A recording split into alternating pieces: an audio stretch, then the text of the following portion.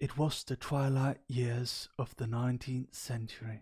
The North Sea Empire was at its peak, and the world was on the brink of war, yet again. And I found myself, for the first time in my short life, entirely alone. On that night I heard the voices of my mother and father twist into hellish, tortured screams as they failed to escape our family home. I was powerless to stop it. I had no known surviving family that could have taken me in. I may have been a nobleman, but I was not a pure breed, and so to some, no better than a common orphan. And yet, I was given three options: a decorated general, an industrialist, and a nobleman. Perhaps had I chosen differently, I would have lived a much different life compared to now.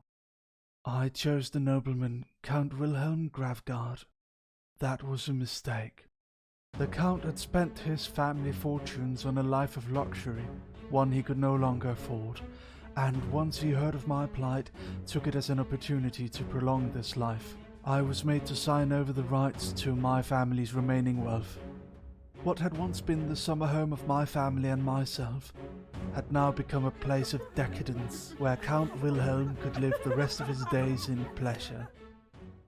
I was made to be the servant in my own house. When the Count was angry about something, for some reason, I so easily became the target. I really tried to be a good kid. I honestly did. My one refuge was the library, and within its depths I found something strange. And it was then, surrounded by old books and dust, that it was the last time I ever felt alone, for the voices had found me. I would spend my nights doing as they asked. I was simply happy they wanted to talk to me at all. But I had been neglecting my duties. The beatings were much worse than usual, but through the pain I felt something distant calling to me. It was as if it asked for my permission. It was a simple question. Would you mind? Would you mind it if this man was dead? Would you mind opening the gates? Would you mind the dead walking the streets? Would you mind the abominations of that nameless city walking onto your land and taking it for themselves in the name of the only true gods this world has ever known? Would you care to serve the great old ones, and would you sacrifice this world to do so? And should I accept, I would never have to feel alone, ever again. And beyond that dark portal I saw the endless void and the gods that inhabit it, and after years of torment and abuse, I felt pure happiness. One should be careful when dealing with monsters that one doesn't become a monster oneself. And when you gaze long enough into the abyss gazes back. But the funny thing is, I'm perfectly fine with that.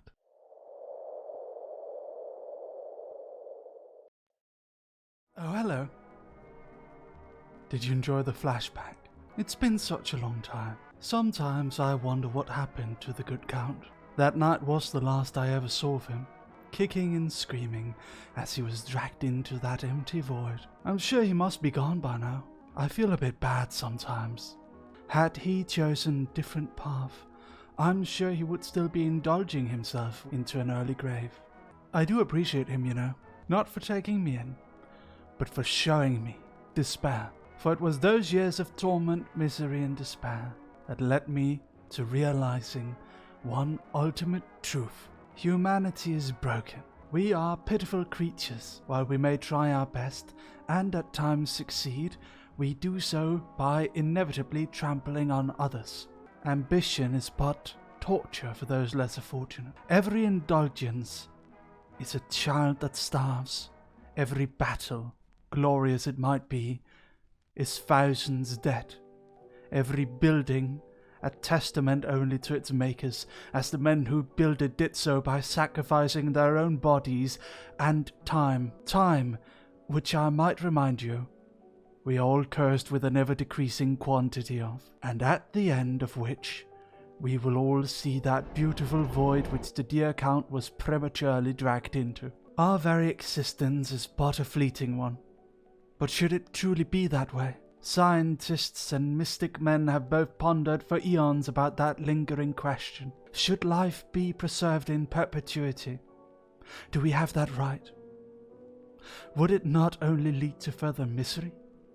What further damage and manipulations can the men in power do if they did not only live for one lifetime, but for countless, as it stands already?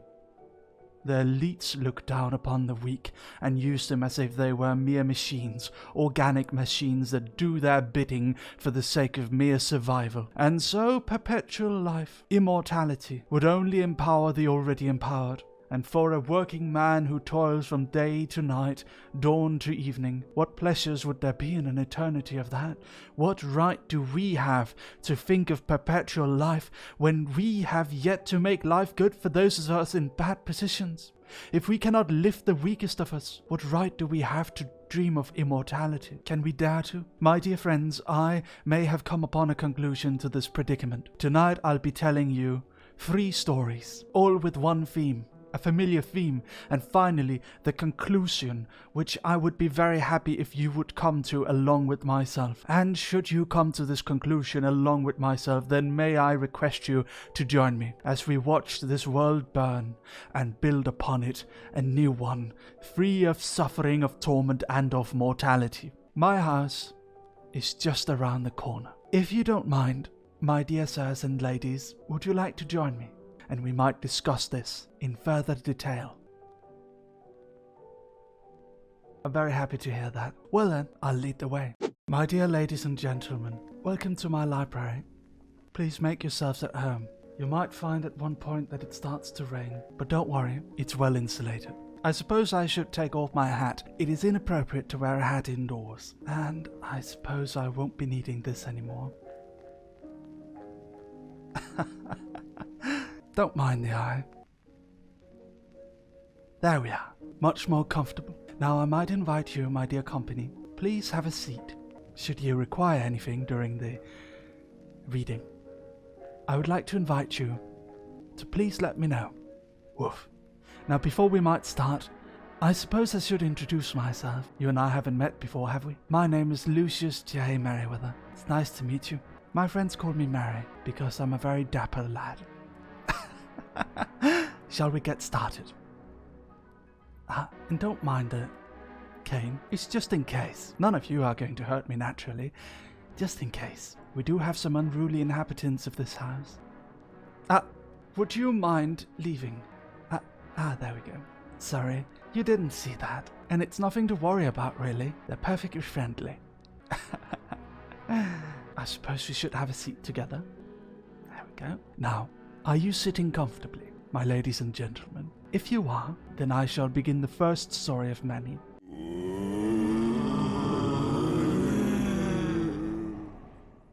This is Cthulhu. Say hello, Cthulhu. That's what Cthulhu sounds like.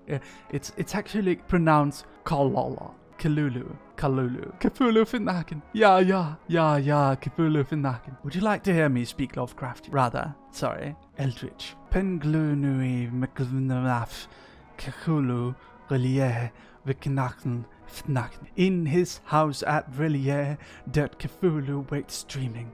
And Relier, of course, is our home. Do you guys know about Relier?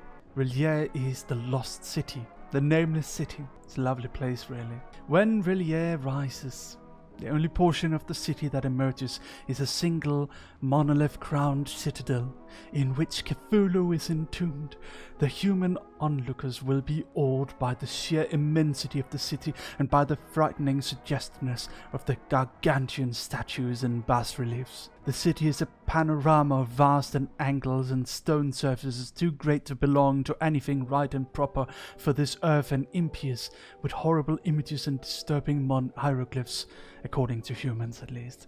The geometry of Relier is abnormal, non-Euclidean, and loathsomely redolent of spheres and dimensions apart from ours. I want to visit. Now, where were we? I can sit down too. This is comfy, and don't worry about my eye. It's just it's a contact lens. Look, if I close my eye, the contact lens goes away. Here he is. Say hello, everyone. Say hello to my Cthulhu plushie. No, why does Cthulhu plushie sound like a dog? I need to get a better impression of him. No, that makes him sound pathetic. Come on, I can think of something. No, that's still a dog, Mary. Come on. What does Cthulhu say? What does Cthulhu say? What does Cthulhu say? What does he say? What does he say? What does Cthulhu say? What does Cthulhu say? No, that's a Murloc from World of Warcraft, Mary. Come on. You gotta be able to get a better one. Okay, so apparently I can't come up with a good Cthulhu impression. It's impossible for me. I apologize to my Lord and Savior Cthulhu, but we shall figure things out. Yes. Why, hello there. I can't do it. This is my deep voice. The clowns at the top of society will be slaughtered by our hand, and we will bring upon a new world shaped by us and shaped by gods we can interact with and worship and walk amongst. The pigs in charge of society have abandoned anyone's pleasure but themselves, and we shall teach them a lesson when we drag them from their castles and their mansions and their wealth and pleasure and indulgences, and we shall show them true oblivion as we rise up onto the point of godhood. Yes, God thrust Adam and Eve from the Garden of Eden not because they ate from the tree of knowledge, but because of the potential that they could become like God and eat from the tree of eternal life. And we, my dear brothers and sisters, we will eat from that tree in defiance. We will walk amongst the gods, not the fictional gods which man have created, but the true gods, the real gods, the cosmic gods of the empty void above us. The sea of stars will be our playground, and I will be there with you, for all of it. As we drag the pigs from their homes, the pigs from their castles, where they fill themselves with substances and food and drink, and we will destroy everything they stand for. We will burn it to the ground, and once we have done so, we will build a new world where no man must fear, and where no man must starve, and where no man need fear death or decrepity.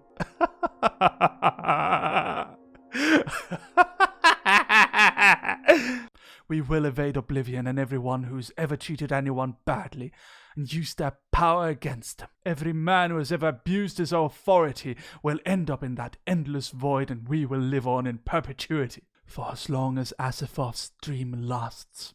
Best book club, best book club, best book club. Yeah!